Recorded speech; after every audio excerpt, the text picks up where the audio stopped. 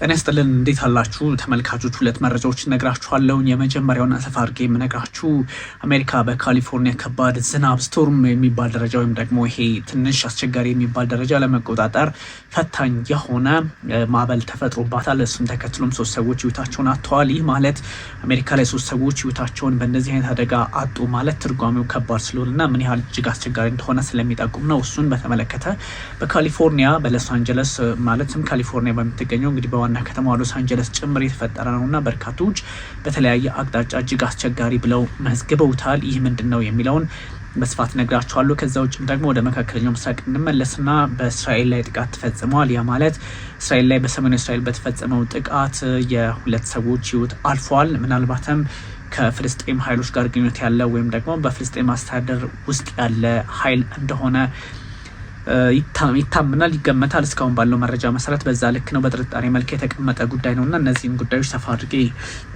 እነግራችኋለሁ። በተለያየ የፖለቲካ ሂሳብና ግንዛቤ ውስጥ ያሉ ሰዎች የሚያስቀምጧቸው ሀሳቦችም አሉ። ከዛ አንጻር በብዙ መንገድ ምን ማለት ነው የሚለውን ነግራችኋለሁ። በተለይም እንግዲህ ቀደም ሲል እንደነገርኳችሁ ሄቪ ሬንስ ፍሮም ሴኒ ካሊፎርኒያ ሌቭ ስሬደድ የሚል ሀሳብ ተጋርቷል። የማለት በካሊፎርኒያ በተፈጠረው ስቶርም ወይም ደግሞ ከባድ ዝናብ ወይም ከከባድ ዝናብ የተሻገረ ስቶርም ማለት እንደምታውቁት ከባድ ዝናብ ውጪም ስቶርም ማለት ማዕበል ነው እንደሚታወቀውና እንደዚህ አይነት አደጋ ሊፈጥር የቻለ የ3 ሰዎችን ህይወት የቀጠፈ መሆኑን ለመጠቆም የወጣ መረጃ ነውና በተለያየ አቅጣጫ ሰዎች ሀሳቡን ለማጋራት ይሞክራሉ። ከባድ ዝናብ እንግዲህ አክሮስ ላርጅ ፓርትስ ኦፍ ካሊፎርኒያ በሙሉ ካሊፎርኒያ ማለት ይቻላል።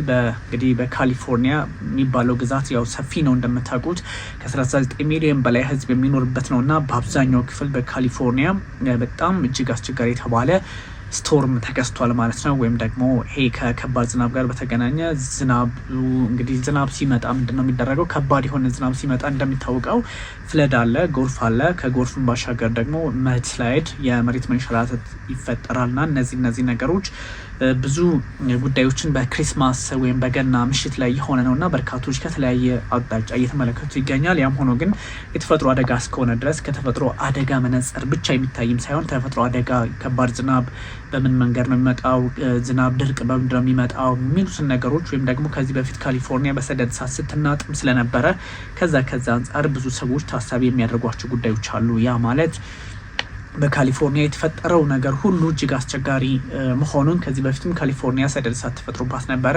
ከካሊፎርኒያ ሰደድ እሳት ባሻገር ደግሞ የነበረው የፕሬዚዳንት ዶናልድ ትራምፕ የወሰዷቸው እርምጃዎች ከዚህ ከስደተኞች ጋር በተገናኘ የምታስታውሷቸው ናቸውና እነዚህ ትንሽ የአካባቢውን ፖለቲካ ወይም የካሊፎርኒያን ፖለቲካ የናጠ ጉዳይ እንደነበረ ይታወሳል። አሁን ደግሞ በተደጋጋሚ ነው ባይዘው ካሊፎርኒያ ላይ እንደዚህ አይነት ችግር ሲፈጠር ካሊፎርኒያ ላይ ችግር ሲፈጠር ምንድነው የሆነው? መጀመሪያ ላይ በጣም እንደዚህ አይነት የሰደድ እሳት ወይም ደግሞ ዋይልድ ፋየር ተከስቶ ነበር። እንደምታስታውስ በጣም ከባድ የሚባል ዓለም ላይ ዘግናኝ ከተባሉት ውስጥ የሚመደብ ነበር የካሊፎርኒያ ባለፈው የሆነ ነው እንደምታስታውሱት። ከዛ ደግሞ ሲሻገር ምንድነው የሆነው? እሱን ተከትሎ የመጣው ጎርፍና የተለያዩ ቅዝቃዜዎች፣ በረዶ ምናምን ነበርና ይሄ ሁሉ ምንድነው የሆነው የሚለው በእርግጥም የአንዳንድ ጉዳዮች መነሻ አስቸጋሪ ቢሆንም በተለይም የሰደድ እሳቱ ስቲል ብዙ የፖለቲካ መለኪያዎች ብዙ ጫናዎች አብሮ ሊታይ ቢችልም አፍተር ኦል ግን የሰደድ እሳትን ባባስ የሚያደርጉ የተፈጥሮ አደጋዎች ብቻ ሳይሆኑ ከተፈጥሮ አደጋን ባሻገር የሰው ልጅ የሚሰራቸው ከአየር ንብረት ለውጥ ጋር በተገናኘ የሚፈጥራቸው ችግሮች እንደሆኑ ይገመታሉ። ይህኛው ደግሞ ከባድ ዝናብ ሲጥል፣ ቀላል ዝናብ ደግሞ ወይም ደግሞ ድርቅ ሲከሰት የሚፈጠሩት ደግሞ በሞር ከአየር ንብረት ለውጥ ጋር የሚገናኙ የሆኑ በመምጣታቸው ኤኒዌይ እጅግ አስቸጋሪውን ጊዜ እንደፈጠሩ ወይም አስቸጋሪውን ጊዜ እንዳሳለፉ በበርካቶች ዘንድ ሲነገር የነበረ ጉዳይ ነውና በተለያየ አጋጣሚ የከባድ ዝናቡ የፈጠረው ነው ተብሎ የሚታሰብ ብቻ አይደለምና ስቶርም ነው የተፈጠረው። ስቶርም ማለት ማዕበል ነው የተፈጠረው። እንግዲህ ማዕበል ሲባል ደግሞ ከባድ ዝናቡን ተከትሎ የመጣው ጎርፍ አለ። ከዛም ደግሞ ከጎርፉን ባሻገር የመሬት መንሸራተት መፈጠሩ በርካቶችን ጫና ውስጥ አስገብቷቸዋል። እስከ እንግዲህ ቀጣይነት ሊኖረው እንደሚችል እስከ ሌሊት ሊቀጥል እንደሚችል እየተነገረ ነው። እንግዲህ ይሄኛው 11 ኢንች ወይም ደግሞ 27 ሴንቲሜትር የሆነ የዝናብ መጠን ወይም ሬንፋል እንዲፈጥሯልና በሎስ አንጀለስ ካውንቲ ወይም ሎስ አንጀለስ ከተማ ላይ የሆነ ነው። የሎስ አንጀለስ ካውንቲ ባይዘዊ እንደ ትንሽ ወደ ክፍለ ከተማ የሚጠጋ እንደ ወረዳም የሚያደርገው አይነት አጠራር ነው በአሜሪካኖች። ካውንቲ ማለት በኬንያም አካባቢ እንደዚህ ካውንቲ በመባል ይታወቃሉ። እና በፍሎሪዳ በሎስ አንጀለስ እንደምታውቁት ሆሊውድ የሚገኝባት በጣም ቁልፍ ብዙ እንቅስቃሴዎች የሚደረጉባት የቢዝነስ የጥበብ ፊልሞች ብዙ የሚሰሩባት ከተማ ናት ሎስ አንጀለስ። እንግዲህ ጫና ውስጥ መግባቷን የሚያሳዩ መረጃዎችም እየወጡ ይገኛል። እና በጣም ይሄኛው ትንሽ ሎስ አንጀለስ ካውንቲም ላይ መፈጠሩ በጣም በተለያየ መንገድ አስቸጋሪ የሆነ መምጣቱን ይጠቁማል የሚል መረጃ እንዲኖር አድርገዋል። ኢቫኩዌሽን እየተደረገ ነው፣ ዜጎች እንዲወጡ እየተደረገ ነው። ከዛም ባሻገር ደግሞ በጣም ዋና ዋና የሚባሉ አውራ ጎዳናዎች፣ መንገዶች እንዲዘጉ እየተደረገ ነው እና ቀላል አይደለም ማለት ነው። የአስቸኳይ ጊዜ ሰራተኞች ወይም ምላሽ ሰጪ ኃይሎች እዛ አካባቢ በስፋት እየተንቀሳቀሱ ነው። በጣም ብዙ የአደጋ ጊዜ ሰራተኞች በአካባቢው ስራቸውን ለመስራት እየሞከሩ ነው። ከዚህ አንጻር ደግሞ ብዙ የፖለቲካ ግንዛቤ ያላቸው ሰዎች ጭምር ጉዳዩ እንዴት ነው የሚያዘው፣ ይህ ከፖለቲካ ሀሳብ አንጻር እንዴት ሊታይ ይችላል፣ ወይም ደግሞ ሰዎች ሊያባብሱት ይችላሉ ወይ ከተፈጥሮ አደጋው ባሻገር። እንግዲህ እንደምታውቁት በብዙ የአገራት የሚሆነው ምንድን ነው የሆነ ነገር ሀፐን ሲያደርግ ያን ጉዳይ ወደ ፖለቲካ ማኒፑሌት የማድረግ ባህሪ ያለና እሱም እንዳይደረግ በተለያየ መንገድ ፍሬሚንጋቸውን እያስተካከሉ የሚገኙ የፖለቲካ ሰዎች እዛም ማየት ተችሏል። እና ይሄ ትንሽ አስቸጋሪ ነው። ብዙዎች እንግዲህ ቅድም እንዳልኳቸው ብዙ ሰዎች ከቤት ንብረታቸው ተፈናቅለው እንዲሄዱ ተደርገዋል፣ ወይም ኤቫኩዌሽን እንዲወጡ ተደርገዋል። ከዛም ውጭ ደግሞ በተለያየ መንገድ እነዚህ በጣም ትልልቅ ሰፊ የሚባሉት አውራ ጎዳናዎች ወይም ደግሞ አስፓልቶች፣ መንገዶች፣ የመኪና መንገዶች እንዲዘጉ ተደርገዋል። እና እንግዲህ በዚህ አንጻር ደግሞ የካሊፎርኒያ ገዢ ኒውሳም ጋቨን የሚባሉት ወይም ደግሞ ጋቨርነር ጋቨን ኒውሳም የስቴት ኦፍ ኤመርጀንሲ አውጀዋል በሎስ አንጀለስ እና በሳውዘርን ካሊፎርኒያ አካባቢ። ያ ማለት በደቡባዊ የካሊፎርኒያ አካባቢና በዋና ከተማ ሎስ አንጀለስ ላይ በካሊፎርኒያ ማለት ነው የአስቸኳይ ጊዜ አዋጅ ታውጇል፣ ወይም ደግሞ የአደጋ ጊዜ አዋጅ ታውጇል። ይሄ ልክ ካሊፎርኒያ ባለፈው ዓመት በዚህ አካባቢ ነበረ ሰደድ እሳት የጀመረው። ያን ጊዜ አስታውሶ ነው እንዴ እስከ ማለት የደረሱ አሉና በጣም ካሊፎርኒያ ላይ እንደዚህ አይነት ችግሮች የተፈጠሩ እንደሆነ ብዙ ሰዎች የሚያዩት ሆኗል። እና ለምን ተፈጠረ አይባልም። እንግዲህ ይሄ የተፈጥሮ አደጋ የሚመጣበት ምክንያት መንስኤ ምንድን ነው የሚለው እንዳለ ሆኖ ጥንቃቄ ስለሚያስፈልግ እነ ጋቨን ኒውሰም የካሊፎርኒያ እንግዲህ አስተዳዳሪ በዋና ከተማ ሎስ አንጀለስ እና እንደዚሁ በደቡብ ካሊፎርኒያ የተለያዩ ሀሳቦችን ለማስቀመጥ ሞክረዋል፣ ወይም ደግሞ ስቴት ኦፍ ኢመርጀንሲን ይፋ አድርገዋል። 100,000 የሚሆኑ ሰዎች ከቤት ንብረታቸው ተፈናቅለዋል፣ ወይም ደግሞ ወደ ሌላ ቦታ እንዲሄዱ ይደረጋሉ፣ ወይም በዚህኛዋ ግዛት ላይ ዊዛውት ፓወር ቀርተዋል። ያ ማለት ምንም አይነት ከዚህ ከላይት ጋር የተገናኘ ወይም ደግሞ መብራት የላቸውም ወይም ኃይል የሚባል ነገር አጥተዋል ማለት ነው። አሜሪካ ላይ ባይዞ ትልቅ ነው። ለአንድ ደቂቃ ያህል መብራት ጠፍቶ ምንድን ነው ለአሜሪካ FBI ይደወላል ችግር ተፈጥሯል ተብሎ እንደሚባለው አይነት ነውና ስለዚህ ይሄ 100,000 ሰዎች ያለ ፓወር መቅረታቸው እጅግ አስቸጋሪ ነውና ብዙዎች በቀላሉ ሊመለከቱ ይችላሉ። ትናንት ምሽት ወይም ደግሞ ሐሙስ ምሽት ላይ ነበር እንደዚህ አይነት ነገር የተፈጠረው። ችግሩ የተወሳሰበ እንደሆነ የአሜሪካው ፕሬዚዳንት ዶናልድ ትራምፕ በሚሰጡት መግለጫ የሚረጋገጥ ቢሆንም ግን አንዳንድ ሀሳቦች አሁንም በተለየ አቅጣጫ መታየት እንዳለባቸው ይነገራል። እነ ጋቨን ኒውሰም ጋቨን ኒውሰም የሚባሉት ካሊፎርኒያ ገዢ በጣም አደገኛ አስቸጋሪ የሚባሉ ፕሬዚዳንት ዶናልድ ትራምፕን በተደጋጋሚ የሚከሱ ትራምፕም እሳቸውን የሚከሷቸው ናቸው። ምክንያቱም እሳቸው ዴሞክራቶች ናቸው። ያ ማለት ፖለቲካሊ እንደዚህ ነው እንግዲህ አሜሪካ።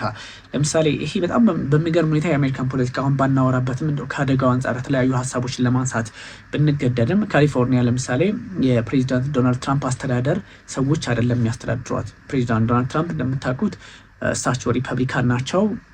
የእሳቸው ፓርቲ በተቃራኒ የሆኑ ሰው ናቸው የሚያስተዳድሯቸው እንግዲህ ካሊፎርኒያ። ስለዚህ ካሊፎርኒያ ስቴት የዴሞክራቶቹ ናት ማለት ነው። በዚህ አስተዳደር ወይም በፕሬዚዳንት ዶናልድ ትራምፕ አስተዳደር ሙሉ በሙሉ የዴሞክራቶቹን የፖለቲካ ግንዛቤ ታስኬዳለች፣ ታስቀጥላለች ማለት ነው። ያ ማለት ግን ፕሬዚዳንቱ በኤክስኪዩቲቭ ኦርደር ጫና አይፈጥሩም ማለት ባይሆንም ግን ፖለቲካሊ በዛ ልክ ነው የተቃኘ አቅማቸውን የሚያሳዩት። ኦፍኮርስ አሜሪካ ላይ እንደዛ ነው ብዙ የፖለቲካ ግንዛቤዎች እና አንድ ቀደም ሲል ነግራቸዋለሁ። አንድ የስቴት አስተዳዳሪ የፕሬዚዳንት ዶናልድ ትራምፕን አቋም መፈተን ይችላል፣ መክሰስ ይችላል፣ የተለያዩ ጫናዎች መፍጠር ይችላል እና በተለይም ደግሞ ሪፐብሊካኖቹ በሚያስተዳድሩት ቦታ ላይ ዴሞክራቶቹ ያለማስተዳደር ችግሮች አሉ። ወይም ደግሞ በዋሽንግተን ዲሲ ከዚህ ቀደም በነበረው አሁንም ኦፍኮርስ እንደዚሁም ደግሞ ካሊፎርኒያ ላይ እነ ጋቨን ኒውሰም የተባሉት አስተዳዳሪ ዴሞክራት ሆነው ከፕሬዚዳንት ዶናልድ ትራምፕ ወይም ደግሞ ከሪፐብሊካኖች በተቃራኒ ሆነው አቋማቸውን ያራምዳሉ። ይህ ማለት የአሜሪካ ፕሬዚዳንት ዶናልድ ትራምፕ ምንም እንኳን አቅሙም ኃይሉም ጉልበቱም ቢኖራቸውም አንድን የግዛት አስተዳዳሪ ግን እንደፈለግና ውጣ ማለት እንደማይችሉ ያሳያል። ሲጀመር የተቃራኒ ፓርቲ ሰዎች ናቸው ካሊፎርኒያን የሚያስተዳድሩና ከዛ አንጻር እንደው እሳቸው ማንሳት አስፈላጊ ስለሆነ ነው በተደጋጋሚ ፕሬዚዳንት ዶናልድ ትራምፕን በመክሰስ ይታወቃሉ። እንግዲህ በቀደም ሲል በነገርኳችሁ መሰረት የተለያዩ ችግሮች ሊፈጠሩ ይችላሉ። የአሜሪካ የአየር ሁኔታ ዌዘር ትንበያ ማዕከል ያስቀመጠው ሀሳብ አለ። እንግዲህ ሊቀጥል እንደሚችል ይፋ አድርጓል። በጣም ጎርፍ አደገኛ በሆነ መጠን ሊቀጥል እንደሚችል በቀጣይ ቀናትም እንደዚሁ ልንመለከተው እንደምንችል አሳይቷል እና እንግዲህ እንደዚህ አይነት ኢንዲኬሽኖች ብዙ ስትሪምስ ሜይ ፍለድ ፖቴንሻሊ አፌክቲንግ ላርጀር ሪቨርስ ለማለት ጎርፍ እንግዲህ ሊቀሰቀስ ይችላል። ለሚመጣውን ለመጪው በሚመጡት ቀናት ውስጥ ጎርፍ ሊቀሰቀስ ይችላል። በተለይም እስከ ሌሊት ጎርፍ እንግዲህ ሲኖር ምንድነው ወንዞች ይሞላሉና ሰዎች መጠንቀቅ እንዳለባቸው ነው ሀሳብ እየተጋራ ያለውና የብዙ ሁኔታዎች የሰው ሕይወት ከመጥፋቱን ባሻገር አሜሪካን የምታህል ሀገር በዚህ ጉዳይ ላይ እንዴት መቆጣጠር አልቻለችም ነው። አይ ሪሜምበር ባለፈው ዓመትም በዚህ ጊዜ ነበረ ካሊፎርኒያ ላይ ሰደድ እሳት ተከስቶ በርካቶች ሕይወታቸውን ያጡትና ዓለም በጣም ተደናግጣ የነበረው መሬት መቻል አልቻለችም የሚል ሀሳብ ሲሰጥ ነበር እና አሁን ደግሞ ይሄኛው መምጣቱ ካሊፎርኒያ ትላንት በሰደድ እሳት ዛሬ ደግሞ ዓመቱን ጠብቆ በጎርፍና በማዕበል ወይም ደግሞ በከባድ ዝናብ የሚል ድምዳሜ ሰዎች እንዲደርሱ አድርጓቸዋል። ብዙ በነገራችን ላይ አንድ የ64 ዓመት ሰው ህይወቱን ካጣ መካከል ይገኛል። ሳንዲያጎ ማለት ከሳንዲያጎ የመጣ ሰው ነው ወይም ደግሞ የሳንዲያጎ ሰው ነው። እንግዲህ የዩኤስ ሚዲያዎችን እንዳጋሩት ከሆነ ሳንዲያጎ ማለት ያው አሜሪካ ውስጥ ቢሆንም በካሊፎርኒያ ግዛት ልክ እንደ ሎስ አንጀለስ የሚገኝ ከተማና ቦታ ነው። እንግዲህ ከዛም ባሻገር ይሄ ህይወቱን ያጣው ዛፍ ወድቆ ነው። አሜሪካ ላይ ያስቃል እንደዚህ አይነት ነገሮች ዛፍ ወድቆ የሚል መረጃ ቢሆንም እኛ ሀገር ወይም ደግሞ ሌላ የአፍሪካ ሀገር ላይ ቢሆን ኖሮ ኢትስ ኖርማል ነው ምንም ችግር የለውም ተብሎ ሊታለፍ የሚችል ነበረ። ግን በዚህ ልክ ነው ሰዎች ሀሳባቸውን እያመጡ ወይም እየተናገሩ የሚገኘው። የ74 ዓመት እንደዚሁም ደግሞ ሌላ ሰው 64 74 የ70 ዓመት ልዩነት ያለው የ10 ዓመት ልዩነት ያላቸው ሰው ናቸው ማለት የ64 ዓመት ሰው ህይወቱን አጥቷል። ከዛ ደግሞ የ74 ዓመቱ ሰው እንደዚሁም ደግሞ ህይወቱን አጥቷል። ይህም ህይወቱን ያጣው በጎርፍ አማካኝነት ነውና ትንሽ አሜሪካን መቆጣጠር አለመቻሏ ብዙዎችን እያነጋገረ ይገኛል። በተለየ አቅጣጫም ለማየት ተሞክሯል። ግን ኦፍኮርስ አደጋ ነው። የሰው ልጅ መቆጣጠር ከሚችለው በላይ ከሆነ እንደዚህ አይነት ነገር አሜሪካም ሆነች ራሽያም ቻይናም ማንም ይሁን ማን ምድር ላይ ተፈጥሮ አደጋን መቆጣጠር የማይቻልበት አጋጣሚ አለ። ይሄኛው የተፈጠረበትን በተለየ አቅጣጫ ለማየትም እንደዚሁ እድል ይፈጥራል ማለት ነው። በሌላ በኩል ደግሞ እንደዚህ አይነት አስቸጋሪ ሁኔታዎችን ለመቋቋም በተለያየ አጋጣሚና ሁኔታዎች መንግስት ሊፈተን እንደሚችልም ተነግሯል። ሌላ የ70 ዓመት ሰውም እንደዚሁ ሰኞ ላይ ህይወቷን ማጣቷ ተነግሯል። በብዙ መንገድ እንደዚህ አይነት አጋጣሚዎች ሊኖሩ እንደሚችሉ ግምቱ ይወሰዳል እና እንደዚህ አይነት አስቸጋሪ ሁኔታዎችን እንዴት ነው እና ፕሬዚዳንት ዶናልድ ትራምፕ ሃንድል የሚያደርጓቸው ወይም ደግሞ የሚቆጣጠሯቸው የሚለውንም በስፋት ማየት ይፈልጋል። ኢቫኪዩሽን ዋርኒንግ አሁንም ቀጥለዋል። በተለያየ አካባቢ በተለያየ ሂደት ኢቫኪዩሽን እንትን እየተባለ ይገኛል። በተለይም ደግሞ በተለያዩ ቅድም በነገርኳችሁ በደቡባዊ ካሊፎርኒያ ጎርፍ ስጋት ሆኗል። እንደዚሁም በሳን ፍራንሲስኮ ቤይ፣ በሳንዲያጎ፣ በሎስ አንጀለስ ጎርፍ ሪቨር የውሃ ሙላት እንደዚህ የመሳሰሉ የመድ ስላይድ ችግሮች ሊኖሩ እንደሚችሉ እየተነገረ ነው።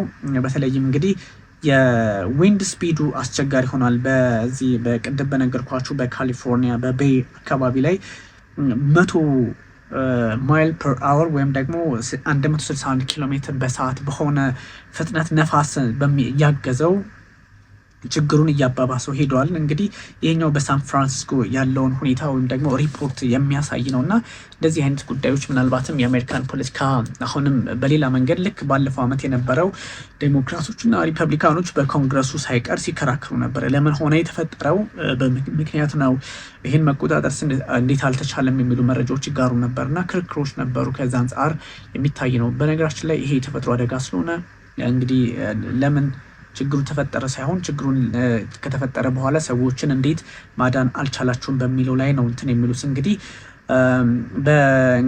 በብዙ ሎስ አንጀለስ አካባቢ ላይ የተፈጠረውም እጅግ አስቸጋሪ ነው። መድስላይዱ በተለይም ደግሞ ይሄ መሬት መንሸራተቱ መቆጣጠር እንዳቃታቸው እየተነገረ ነው። አሜሪካ በእርግጥ ኦፍኮርስ በብዙ ጉዳዮች ላይ እንደዚሁ ከዚህ ቀደም በተደጋጋሚ ስናነሳው በነበረው ብዙ መንገዶች ላይ እና ሁኔታዎች ላይ እያቃታት እንደሆነ ይጠቁማል። ያ ማለት የአሜሪካ ሱፐር ፓወር ወርዷል ማለት ሳይሆን ተፈጥሮ አደጋ ስለሆነ ጉዳዩን በቁጥጥር ስር መዋል የሚቻልበትን እድል ይፈጥራል ማለት ነው።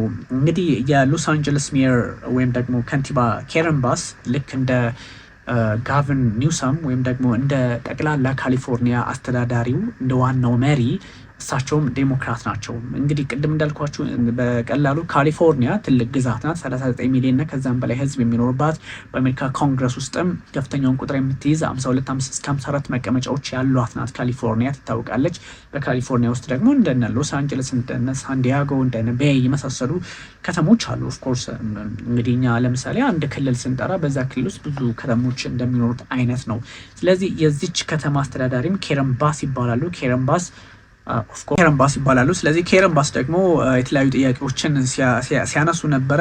እሳቸውም ስቴት ኦፍ ኢመርጀንሲ ይፋ አድርገዋል ማለት ነው። ካረን ባስ ልክ ጋቨን ኒውሰም ወይም ደግሞ የካሊፎርኒያ ዋናው አስተዳዳሪ እንትን ባሉበት ምክንያት የስቴት ኦፍ ኢመርጀንሲ እንደ ስቴት ሰጥተዋል። የሎስ አንጀለስ ከተማም ደግሞ እነ ካረን ባስ አቅሙ ፖለቲካሊ ጉልበቱም ስላላቸው እሳቸውም እንደዚሁ የስቴት ኦፍ ኢመርጀንሲ ወይም ደግሞ የአስቸኳይ ጊዜ አዋጅ በሎስ አንጀለስ በሆሊውድ አቅራቢያ የግድ ይህን ነገር ለማድረግ ተገደዋል እና ይሄኛው አጋጣሚ ትንሽ የፖለቲካ አውድም ሂደትም ሊኖረው ቢችልም እንኳን ይችኝም ተመሳሳይ የካረን ባስን በተመሳይ የዴሞክራት ናት፣ ሪፐብሊካን አይደለችም እና ፕሬዚዳንት ዶናልድ ትራምፕን በመክሰስ የሚታወቁ ናቸው። ትራምፕን አንሰማችሁም በማለት የሚታወቁ ናቸው። ሙሉ በሙሉ እንግዲህ ካሊፎርኒያ በአብዛኛው የዴሞክራቶቹ ቅኝት ውስጥ እንደሆነች ነው የሚነገረው እና ይሄ ትንሽ የፖለቲካ አውድም ሊኖረው ይችላል። አደጋው ተፈጥሯል። አደጋውን እንግዲህ መፍትሄ መስጠትና አለመስጠት፣ ከዛም በኋላ ሰዎች ምን ይሆናሉ፣ ምን አይነት ገንዘብ መቅረብ አለበት፣ እርዳታ መቅረብ አለበት የሚሉ ጉዳዮችም እንደዚሁ በተለያየ ሀሳብ ይነሳሉ እና አይም አርጂንግ ኦል ኤንግሎንስ ይባላሉ ወይም ደግሞ እነዚህ የሎስ አንጀለሳውያኑ ማለት ነው በቦታቸው ላይ እንዲቆዩ ሳይሆን በተለያየ አጋጣሚ ጥንቃቄ እንዲያደርጉ ጥያቄ አቅርብ ያለው የሚል ሀሳብ ነው። ወይም ደግሞ ሰዎች ቀለል አድርገው እንዳይመለከቱት ጥያቄ አቅርበዋል። ፕሊዝ ዱ ኖት ቴክ ዚስ ስቶርም ላይትሊ፣ ይህን የተፈጥሮ አደጋ ይህን አስቸጋሪ ማዕበል ቀለል አድርጋችሁ እንዳትመለከቱት የሚል ሀሳብ ነው የሰጡት እና ትንሽ የተለያዩ መረጃዎች ሊጣረሱ ይችላሉ። ምክንያቱም እየወጡ ያሉት ጉዳዮች እጅግ አስቸጋሪ በመሆናቸው አሜሪካ ግን ፈተናዋ እንደበዛባት የሚጠቁሙ መረጃዎች አሁን በስፋት መውጣታቸውን ቀጥለዋል። ከዚህ አንጻር ምን አይነት አንደምታ ያለው የፖለቲካ ግንዛቤ ሊኖር ይችላል፣ በምን መንገድ እንዴት ሰዎች ጉዳዩን መፍትሄ ሊሰጡት ይችላሉ የሚለውም ታሳቢ መሆን እንዳለበት ይነገራል። ግን ፕሬዚዳንት ዶናልድ ትራምፕ ደግሞ በራሳቸው መንገድ አሁን የሚወስዷቸው እርምጃዎች ይኖራሉ፣ በብዙ መንገድ ይታያሉ። እንግዲህ በዋናነት ይሄኛው ሰፋ አድርጌ እነግራችኋለሁ። ከዚያ ውጭም ደግሞ ወደ መካከለኛው ምስራቅ መመለስ አለብን። መካከለኛው ምስራቅ ላይ እንግዲህ እስራኤል የአይአርጂሲ የኢስላሚክ ሪፐብሊክ ኮርፕስ ጋርድ የሚባለውን የኢራንን እንግዲህ ኃይል ቁድስ የሚባለውን አንዱ ክንፍ ማለት ነው የአይአርጂሲ የእሱን ክንፍ የጦር አዛዥ ህይወት ቀጠፍ ያለው በደቡባዊ ሊባኖስ የሚል ሀሳብ ከሰጠች በኋላ በዛው እንግዲህ በእስራኤል በኩል እንግዲህ ጥቃት ደርሷል። ጥቃት የደረሰው ደግሞ የቢላ ወይም ደግሞ በጩቤ ነው። እንግዲህ ጥቃቱ ደርሷልና የሁለት ሰዎች ህይወት ተቀጥፈዋል። ምናልባት ሰስፔክትድ ፓለስቲናን ራሚንግ ኤንድ ናይፍ አታክ ኢን እስራኤል እንግዲህ የስለት ጥቃት በማድረስ የሁለት ሰዎች ህይወት አልፏል። ይህ ደግሞ ትንሽ የፖለቲካ መረጃ እንዲሆን እየደረገው ነው። ምክንያቱም እስራኤል ደግሞ ጥቃቱን አጠናክራ እንድትቀጥል አሉታዊ በር ሊከፍት ይችላል የሚል ስጋት ስላለ ማለት ነው። ሁለት ሰዎች ህይወታቸውን አጥተዋል። እንግዲህ ፖሊስ ነው ይሄን ያረጋግጠው። የተለያዩ ሀሳቦችን በኖርዘርን እስራኤል ባለው ላይ ትንሽ ችግር እንዳለ የእስራኤል መንግስት አስታውቋል እና ፖሊስ በጥቃት ፈጻሚው እንግዲህ በፔዴስትሪያን ወይም ደግሞ በመንገድ ላይ ጉዞ ወይም ደግሞ ፔዴስትሪያን ነው እንደምታውቁት የእግረኛ መንገድ ላይ በሱ ላይ እንቅስቃሴ ሲያደርግ ጥቃት ተሰንዝሮበታል ወይም ደግሞ ህይወቱን አጥቷል የሚል ጥቃት የሰነዘረበት ደግሞ ሰሞን ወይም እግረኛ እንደሆነ ነው የተናገረው። እንግዲህ ያው እንደምታውቁት እስራኤል ኤቭሪባዲ አለው የጦር መሳሪያ ታጥቆ ነው የሚንቀሳቀሰው። ብዙ ጊዜ ለጓደኞች የምላቸው ካፌም ውስጥ ምናምን የጦር መሳሪያ ሽጉጥ ምናምን ተይዞ ነው የሚንቀሳቀሱት እና እንደዚህ አይነት ልምድ ስላለ የሆነ ሰው ነው እንግዲህ ፔዴስትሪያን ነው በጉዞ ላይ እያለ አንድ የሆነ ሰንባዲ ፖሊስ ሳይሆን ሌላ ሰው የሆነ ሌላ አካል ዜጋ ነው ህይወቱን ያሳጣው ይሄን ጥቃት የሰነዘረውን ሰው ተብሏል። እንግዲህ ጥቃት ፈጻሚውን ራን ኦቨር እንግዲህ በእግረኛ መንገድ ላይ ሲጓዝ ነበረ በቤትሺን ከተማ አቅራቢያ ነው። then drove on before stabbing a woman near ኤን ሃሩድ about 12.5 ኪሎ ሜትር በምዕራብ አቅጣጫ ከ12.5 ኪሎ ሜትር ርቀት ላይ ሆኖ ቅድም ባነሳሁላችሁ ቦታ በኢን ሄሮድ አካባቢ ጥቃት ሰነዘረ። እንግዲህ በእግሩ ከሄደ በኋላ ከዛ ድራይቭ አደረገ፣ ጥቃት ሰነዘረ የሚል መረጃ ነው። ከዛ የሆነች ሴት እንግዲህ ስማቸው ሜንሽን አልተደረገም የዜና እስከተጠናቀረበት ድረስ ስታብ አረጋቸው ወይም ደግሞ ወጋቸው ነው ጉዳዩ። እንግዲህ አታከሩ ወይም ደግሞ ጥቃት እየሰነዘረው ሾት ኤንድ ውንድድ ባይ ሲቪሊያን ባይስታንደር እንዲሁ አካባቢ የጦር መሳሪያውን ይዞ ባገኘው አጋጣሚ ተተኮሰበት። ሲቪሊያን ስቴትመንት ሳይድ አደንዳት ደስስቤ ወዝ የፓለስቲን አውቶሪቲ ፕሬዚደንት የፍልስጤም አስተዳደር ሰው እንደሆነ ነው የተነገረው። እስራኤል እንግዲህ ሜገን ዴቪድ አዶም ኤመርጀንሲ አገልግሎት ቪክቲሙ ወይም ደግሞ ጉዳት የደረሰባቸው ሰዎች ቤትሼን 68 ኦልድ ማም ህይወቷን እንዳጣች ተነግሯል። ከዛም ደግሞ 18 ኦልድ ውማን በተደጋጋሚ እንደ ስታቢንግ ቪክቲም ኢድ አር ሀረር ዋዝ 18 ዓመቷ ነበረ፣ እሷም ህይወቷን አታለች ነው እንግዲህ 68 እና የ18 ዓመት ሰዎች ህይወታቸውን አጥተዋል ነው ጉዳዩ። በጥቅሉ ግን ይሄኛው ትንሽ ጣጣ ሊፈጥር ይችላል። እስራኤል ላይ የተፈጸመው ጥቃት ደግሞ እንደምታውቁት ሐማስ ጥቅምት 7 ላይ በፈጸመው ጥቃት ምክንያት ከዛም በኋላ የተፈጠረው ነገር ታስታውሳላችሁና ይሄኛው ትንሽ መጥፎ ኮዝ ይዞ ሊመጣ ይችላል። ከዚህ ውጭም እንደምታስታውሱት ኢየሩሳሌም ላይ በተመሳሳይ ጥቃት ደርሶ ነበረ። የአጥፍቶ ጠፊ አይነት ጥቃት የተፈጸመበት። አጥፍቶ ጠፊ ሲባል ሁሌ ሽብር ነው ማለትም አይደለም፣ ግን በቃ የሆነ ሰንበዲ መጥቶ እኔን ሳያጠፋኝ በቃ የመጣውን ተቀብዬ ልውጥ የሚል ግንዛቤ ስላለው ነው። እና ከዛ አንጻር ብዙ ሰዎች ጥያቄ ያነሳሉ። የኢየሩሳሌም ላይ ጥቃት ከተሰነዘረ በኋላ የነበረውን ምላሽ ታስታውሳላችሁና ብዙ ሰዎች በተለያየ አቅጣጫ ሊያዩት ይችላሉ። ኤኒዌይ ያለው ሀሳብ እነዚህ ናቸው። እናንተ የተለያዩ ሀሳብና ጥያቄ ካላችሁ ማንሳት ትችላላችሁ። ቢኒያም ካሴ ነበርኩኝ። እጅጉን አመሰግናለሁ። ታንኪዩ